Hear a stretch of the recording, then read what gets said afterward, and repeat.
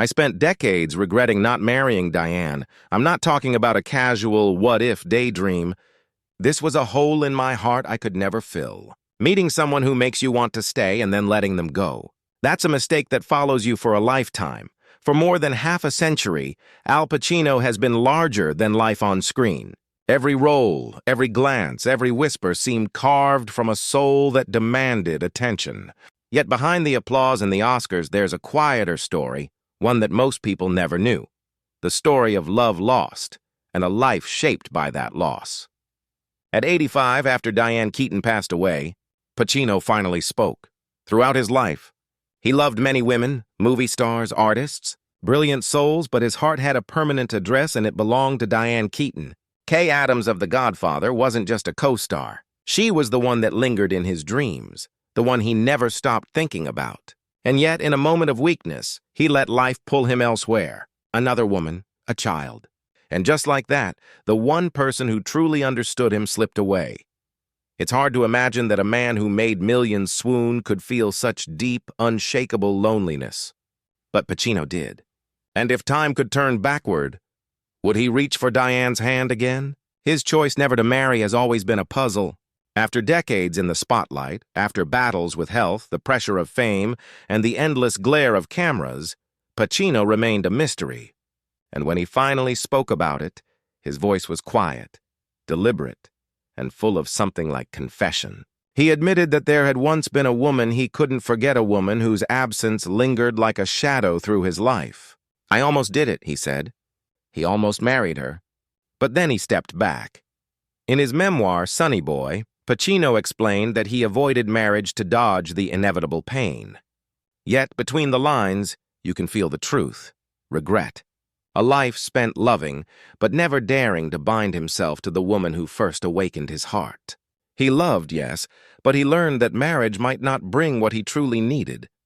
Some nights, friends said, he would sit silently, staring out over Beverly Hills. The city lights would glint against his face, bright as Hollywood, but beneath them lay shadows no one saw. He kept living. Women came and went. None ever touched the part of his soul Diane had.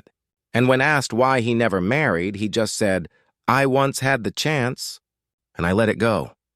The words were half confession, half closure, and entirely human.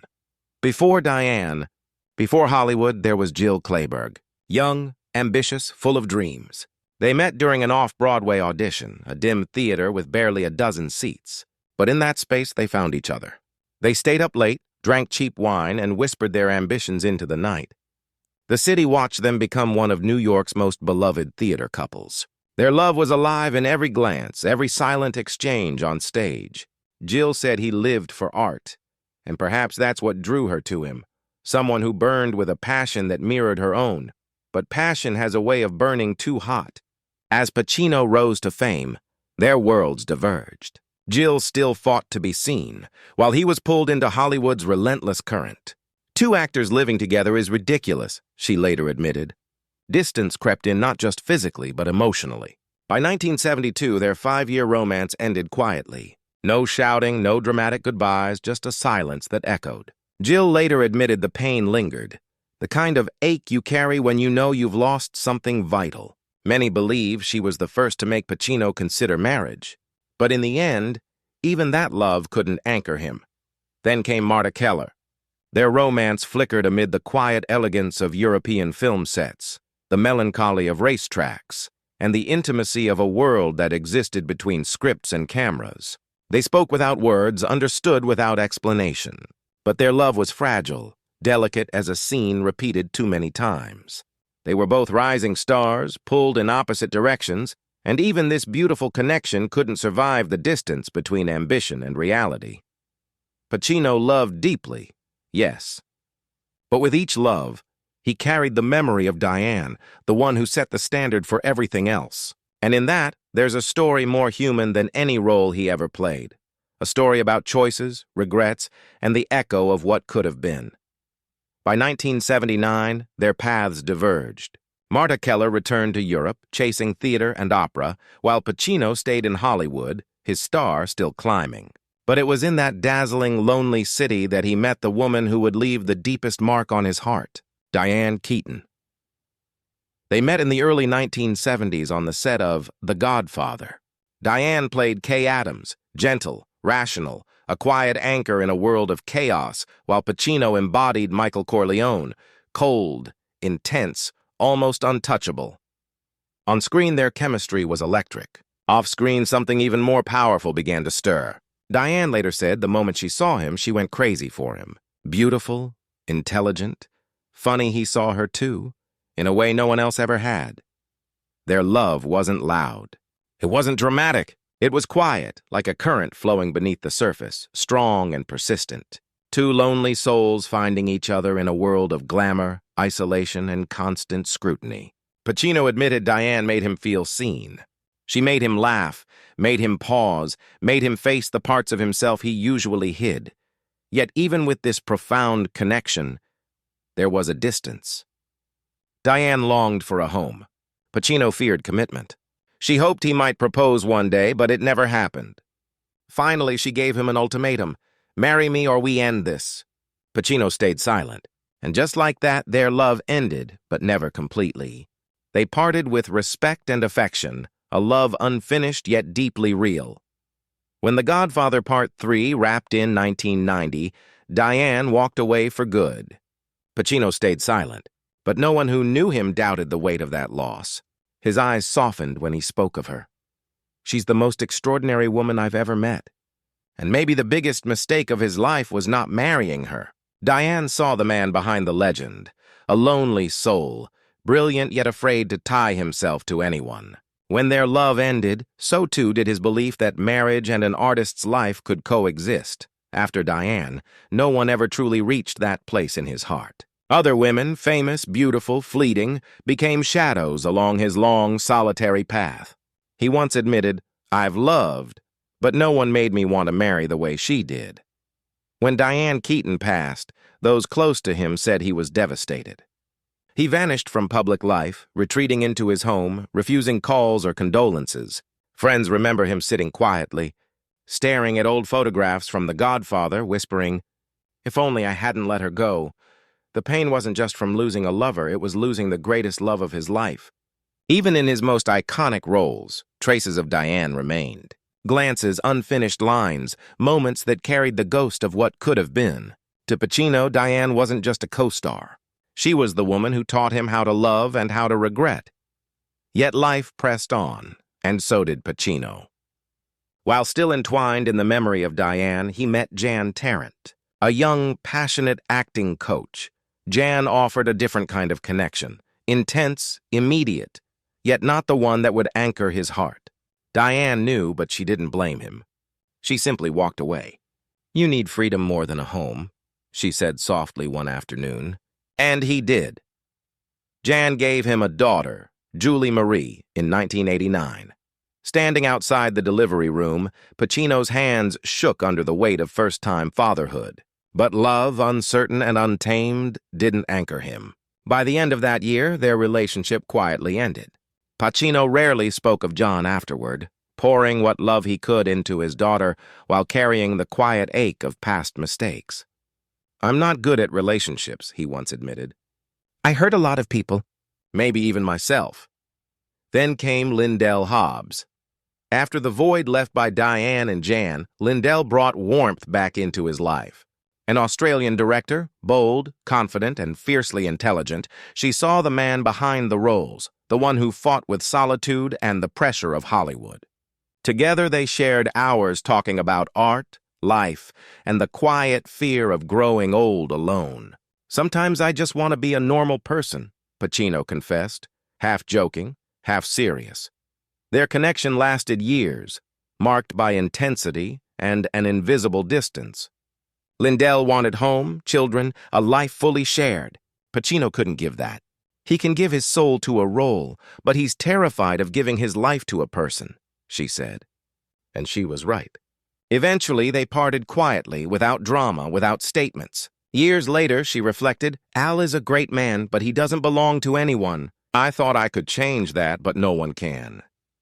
Even as the decades went on, Pacino's heart remained shaped by the loves he lost and the love he never fully embraced. Beverly D'Angelo, later on, would offer another form of family. But the story of Pacino is, at its core, the story of longing, regret, and the extraordinary mark of Diane Keaton, the one he never married. In the mid-1990s, Al Pacino met Beverly D'Angelo, an actress whose gentle beauty and intelligent eyes seemed to pierce right through the walls he had built around himself. From the start, they found a rare kind of solace in each other. Beverly didn't just bring him love, she brought him a sense of family he had never known. She understood the man who could lose himself in a role, the man who sometimes wanted to vanish from the world. For the first time, Pacino seemed to consider a life beyond himself. Marriage, children, a home. Beverly later recalled him saying, "If not now, then I'll never have a family." And in 2001, they welcomed twins, Anton James and Olivia Rose. A moment of love, courage, and a rare glimpse of Pacino stepping fully into life beyond the screen. But love, as always, was complicated. Pacino's perfectionism and need for privacy collided with Beverly's independent spirit. Small disagreements grew, turning into distance. She once said, "He wants everything his way, even love." Pacino, meanwhile, felt trapped, burdened by responsibility, and craving the freedom he had always prized. By 2003, they parted not quietly, not peacefully. Custody battles followed, and the media erupted with sensational headlines. But eventually, both chose silence. Beverly said, "We both love our children in our own way. We just couldn't love each other anymore." In the end, they found peace as co-parents, raising Anton and Olivia together without drama, without performance, just life. After Beverly, Lucila Sola entered his world. Nearly 40 years his junior, an Argentine actress whose charm and intelligence captivated him. Skeptics questioned the age difference, but Lucila said, "When I talk to him, I forget we belong to different generations." Pacino smiled when asked about her. "She makes me feel young again." They appeared together at events, hand in hand, sometimes with Lucila's daughter Camilla, whom Pacino loved like a second father. Even when life pulled them in different directions, their bond endured. Yet their love couldn't survive the gap between his solitude and her desire for exploration. They never shared a home, always keeping their distance. When they parted in 2018, Lucila said softly, "We're still family, still friends. That chapter is closed." Friends said Pacino was quietly heartbroken for months. He later reflected, "She's part of my life." Some things, once they've existed, can never truly be lost. Then came Noor Alfallah, a young film producer barely 30, who entered his life at the age of 82. People thought he had experienced all the twists of love, but Noor brought a fresh energy. She admired his depth, he appreciated her vitality. Their romance remained private until April 2022, when the world learned of the 54-year age gap that separated them. Yet in their bond, age felt irrelevant. In June 2023, Noor gave birth to Roman Pacino. At 83, Pacino spoke about fatherhood with a gentle, almost shy smile. "I've had children before, but this one feels different because it came at a time I never expected." They shared moments of tenderness, watching life unfold in quiet domesticity, but their differences eventually shaped the end of their romance. Noor thrived on travel, work, and new experiences. Pacino preferred calm nights with old films. By late 2023, they parted amicably, leaving behind a deep friendship and the shared joy of Roman. Now, in his twilight years, Al Pacino lives alone in his vast home, surrounded by photographs and the echoes of films that defined his extraordinary life.